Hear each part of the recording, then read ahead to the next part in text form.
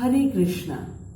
आज हम Bhagavad Gita as it is के पहले अध्याय के श्लोक नंबर 32, 33, 34, 35 का अध्ययन करेंगे।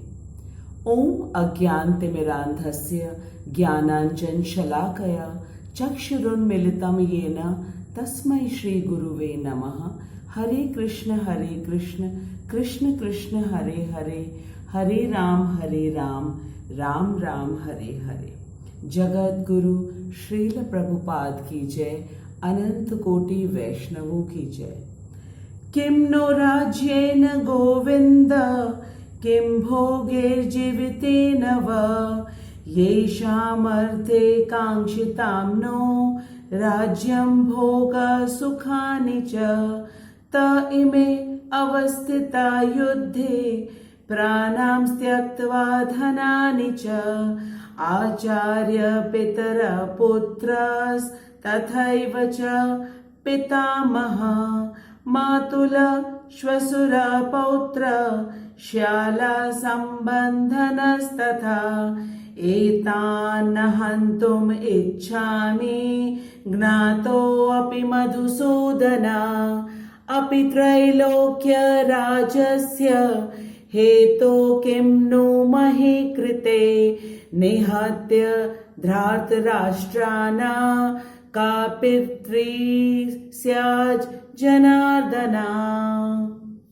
किम क्या लाभ न हमको, राज्येन राज्य से, गोविंद हे गोविंद, किम क्या, भोगैर भोग से, जीवितेन जीवित रहने से, वा अथवा, येषाम जिनके, अर्थे लिए, कांक्षिता इच्छित हैं, नह हमारे द्वारा, राज्यम राज्य, भोगः भौतिक भोग, सुखानि समस्त सुख, च भी ते वे, इमे ये, अवस्थिताः स्थित, युद्धे युद्ध भूमि में, प्राणान जीवन को, त्यक्त्वा त्याग कर, धनानि धन को, च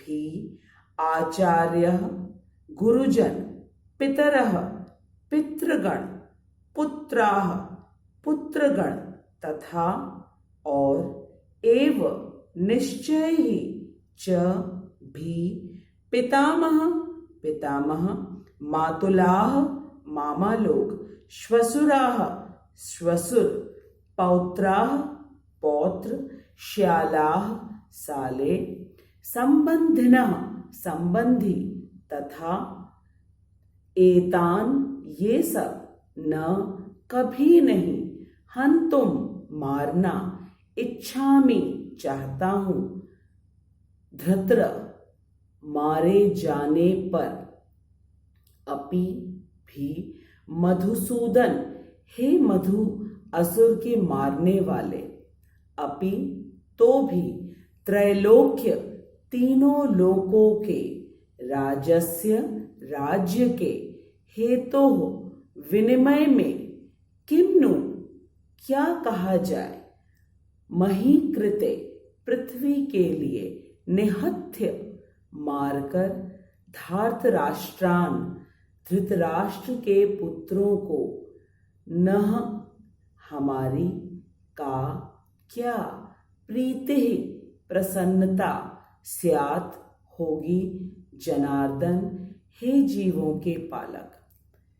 पिछले श्लोक में हमने देखा कि अर्जुन देहात्म बुद्धि से घिर गया है और वह पूरी तरह से मोहग्रस्त हो गया है। वो अर्जुन जो दुनिया का सर्वश्रेष्ठ धनुर्धर है, वह कांप रहा है, उसके होंठ कांप रहे हैं, उसका पूरा शरीर तप रहा है, उसके हाथ पैर शिथिल हो गए हैं और वह अपने पैरों पर खड़े होने में भी असमर्थ है। अर्जुन का एक नाम गुणाकेश भी है, जिसका अर्थ है नींद और अज्ञानता को जीतने वाला। तो ये सोचने वाली बात है कि अर्जुन की ऐसी दशा कैसे हो गई। उसे तो आचार्य द्रोण ने युद्ध की सभी कलाएं बहुत अच्छी तरह सिखाई थी और अर्जुन के पास शिवजी का पशुपतास्त्र था तथा इंद्र का वज्र था और सूर्य का रथ था और स्वयं श्री कृष्ण भी थे।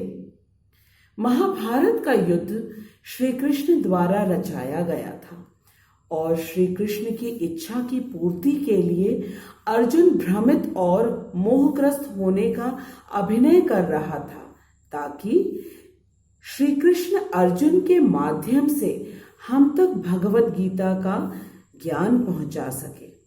हम में से प्रत्येक व्यक्ति कहीं न कहीं अर्जुन है। हर छात्र पूरे वर्ष खूब मेहनत करता है परंतु परीक्षा के समय भयभीत और चिंतित होता है। प्रत्येक व्यक्ति इंटरव्यू से पहले बहुत घबराया हुआ होता है और हम सभी ने मुंह सूखना, पसीना आना और घबराहट कई बार महसूस किया है। ऐसे समय में हमें एक मार्गदर्शक की आवश्यकता होती है और वह मार्गदर्शक भगवत गीता है और भगवत गीता में श्री कृष्ण के वचन हैं। Bhagavad Gita is a book of answers. There is no question in this world whose answers can't be found in Bhagavad Gita. This book is the only and only one book which caters to every person of all the age group and in any field of life. And Srila Prabhupada has translated Bhagavad Gita for us so that all of us can benefit from this timeless knowledge of Bhagavad Gita. And Prabhupada's Bhagavad Gita has been acclaimed and acknowledged as Bhagavad Gita as it is by the renowned scholars of the world. And we are extremely blessed and fortunate to be reading and listening to the translations of Bhagavad Gita as it is, translated by Srila Prabhupada, who is the founder Acharya of ISKCON. All of us have heard this famous shlok, Yada yada hi dharmasya glanir bharat abhyutthanam adharmasya tadatman srijamyaham. Krishna Arjun से कहते हैं, हे भरतवंशी, जब भी और जहां भी धर्म का पतन होता है और अधर्म की प्रधानता होने लगती है तब तब मैं अवतार लेता हूं। परित्राणाय साधूनां विनाशाय च दुष्कृतां धर्म संस्थापनार्थाय संभवानि युगे युगे। भक्तों का उद्धार करने के लिए, दुष्टों का विनाश तथा धर्म का फिर से स्थापना करने के लिए मैं हर युग में प्रकट होता हूं। Let's try to understand this shlok properly. Why Krishna had to plan Mahabharata? In today's world, the meaning of dharma has been distorted. It is understood as religion, whereas dharma is our duty and responsibility towards our family and society. Krishna tells Arjun that he comes whenever there is too much of adharma and people become unrighteous like Duryodhan. Duryodhan was a Kshatriya, and the main work of a Kshatriya is to kill the enemies and protect people. But when Duryodhan did too much of adharma, like usurping the kingdom, land and property from Yudhishthir in a cunning manner, then he insulted Draupadi also by disrobing her in front of all the elders like Bhishma Pitamaha, Acharya Drona, Kripacharya and Duryodhan's father Dhritarashtra, who was the king of Hastinapur and very well present over there. So how can we say that Duryodhan was a good person and deserved to be the king of Hastinapur? In today's world, it is said that girls are not safe outside the house.